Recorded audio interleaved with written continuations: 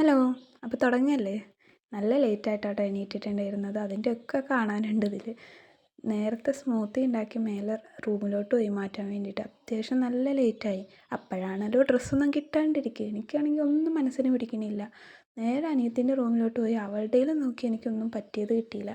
Last cousin sister വന്നിട്ടുണ്ടായിരുന്നു. അവളുടെ ഒരു ഡ്രസ്സാണ് എടുത്തിട്ടത്. പിന്നെ ഇതൊക്കെ എൻ്റെ ആയുധങ്ങളാണ്. ഒന്ന് കെട്ടിയൊരുങ്ങി ഇറങ്ങണമല്ലോ. എല്ലാം കഴിഞ്ഞ് ഇറങ്ങിയപ്പോൾ ഇതാ നിൽക്കണം അവൻ എണീറ്റ്. പിന്നെ അവനെ സോപ്പിട്ട് അവനെയും മാറ്റി എന്നെ കൊണ്ടാക്കാൻ വേണ്ടി വന്ന്. ബസ് കയറിയ സാധാരണ ഇങ്ങനെയുള്ള സാഹചര്യങ്ങൾ ഞാൻ ഉറങ്ങാറാണ് പതിവ്. പക്ഷേ എന്താണെന്ന് വെച്ചാൽ എനിക്ക് സൈഡ് സീറ്റ് കിട്ടിയില്ല. എനിക്ക് സൈഡ് സീറ്റ് ഉണ്ടെങ്കിൽ മാത്രമേ എനിക്ക് ഉറങ്ങാൻ പറ്റൂ. അത് കിട്ടാത്തതിൻ്റെ സങ്കടമാണ് മുഖത്ത് കാണുന്നത്. പെരിന്തൽമണ്ണ ഇറങ്ങി പിന്നെ ഒരു ഓട്ടപ്പാച്ചിലായിരുന്നു. ഓരോ കഫേയിലോട്ടും പ്രൊജക്റ്റ് എടുക്കാൻ. ഞാൻ കാര്യമായിട്ട് പോയിട്ടുണ്ടായിരുന്നു പ്രൊജക്റ്റ് ബൈൻഡ് ചെയ്യിക്കാനാണ്. ഒരു കടയിൽ നിന്ന് അപ്പുറത്തെ കടയ്ക്ക്, അപ്പുറത്തെ കടയിൽ നിന്ന് ഇപ്പുറത്തെ കടയിൽ. നടന്നിട്ട് എത്തണില്ല ഗൈസ്. ഞാൻ എന്നും വരുന്ന വഴിയല്ല വന്നത്. അതുകൊണ്ട് തന്നെ കുറേ ഉണ്ട് നടക്കാൻ. എന്തായാലും കഴിയാണ്ട് പറ്റില്ല. എൻ്റെ ഉണ്ട്, ഫ്രണ്ട്സിൻ്റെ ഉണ്ട്.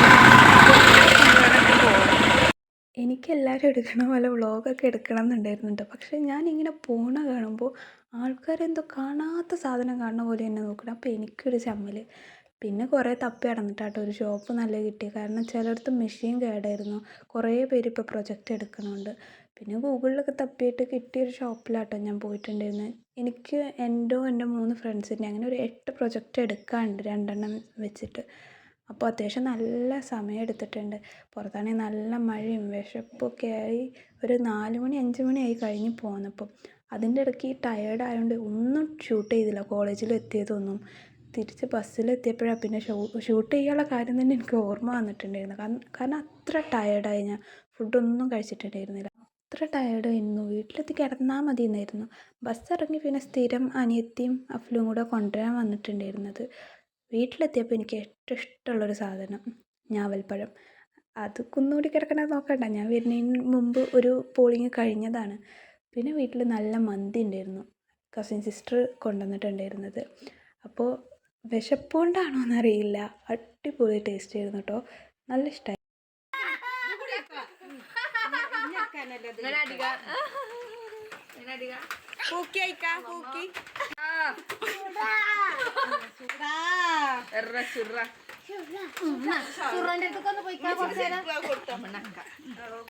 പിന്നെ എനിക്കിഷ്ടമുള്ള കാര്യം ഇവനിങ്ങനെ ഇറിറ്റേറ്റ് ചെയ്യിക്കുക. ഇവൻ അടങ്ങി നിൽക്കണ കണ്ടാൽ പിന്നെ എല്ലാവരും പോയി ഇറിറ്റേറ്റ് ആക്കാൻ തുടങ്ങും. അപ്പോൾ പിന്നെ അവൻ ഇളകും. പിന്നെ ആ ഭാഗത്തേക്കേ പോകില്ല.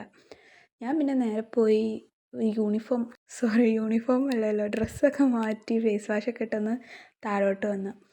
അപ്പോഴാണ് ഈ സംഭവമൊക്കെ കാണുന്നത്. ഇതെന്താണെന്ന് വെച്ചാൽ അനിയത്തി പുതിയൊരു സ്റ്റാർട്ടപ്പ് പോലൊരു സംഭവം തുടങ്ങുന്നുണ്ട്. ഇത് എന്തൊക്കെയാണെന്ന് ഞാൻ ഡീറ്റെയിൽ ആയിട്ട് വേറൊരു വീഡിയോയിൽ പറഞ്ഞു തരുന്നുണ്ട് കേട്ടോ. അപ്പോൾ അവളാണ് ഇതിൻ്റെ ഓൾ ഇൻ ഓൾ ആയിട്ട് എല്ലാം ചെയ്യുന്നത്. ഹെൽപ്പ് ചെയ്യാൻ എല്ലാവരും ഉണ്ട്, പക്ഷേ അവളാണ് ഇതൊക്കെ ചെയ്യുന്നത്. അപ്പോൾ അതിൻ്റെ കുറച്ച് കാര്യങ്ങൾ എല്ലാവരും ഒന്ന് ബിസിയായി. എനിക്കാണെങ്കിൽ പിറ്റേന്നൊക്കെയുള്ള സെമിനാറിൻ്റെ PPT ഒക്കെ ഉണ്ടാക്കാണ്ടായിരുന്നു. അതും ഉണ്ടാക്കും, ഇത് ഷൂട്ട് ചെയ്യാനും വരും. 2 ഒരേ ടൈമിൽ നടക്കുന്നുണ്ടായിരുന്നു. അപ്പോൾ ഇതിൽ നിന്ന് തേങ്ങയൊക്കെ കുറച്ച് ഞാൻ തന്നെ എടുത്ത് തിന്നുന്നുണ്ടായിരുന്നു. അത് ഫുള്ളായി കഴിഞ്ഞപ്പോൾ ഒന്ന് ടേസ്റ്റ് ചെയ്യാൻ തന്നിട്ടോ അവൾ.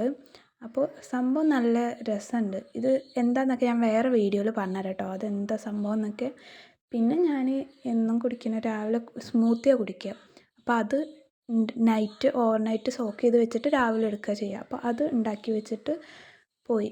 അപ്പോഴാണ് അവിടെ ഒരു മാങ്ങ ഇരിക്കുന്നുണ്ടത്. അപ്പോൾ അതും കഴിച്ച്. ഇത് നല്ല മധുരമാവുന്ന കരുതി എടുത്തത്, പക്ഷേ പുളിയായപ്പോൾ ഞാൻ നേരെ കുഞ്ഞാമ്മക്ക് കൊണ്ടു കൊടുത്ത്. പിന്നെ ഈ ഒരു സംഭവം ഓർമ്മയുണ്ട്. എൻ്റെ അനിയത്തിൻ്റെ വേറൊരു സംരംഭത്തിൻ്റെയാണ്. അതുകൊണ്ട് കേട്ടോ. അപ്പം ഇന്നൊക്കെ ഇത്രയേ ഉള്ളൂ. അപ്പോൾ ഓക്കെ, ബൈ ഡാ.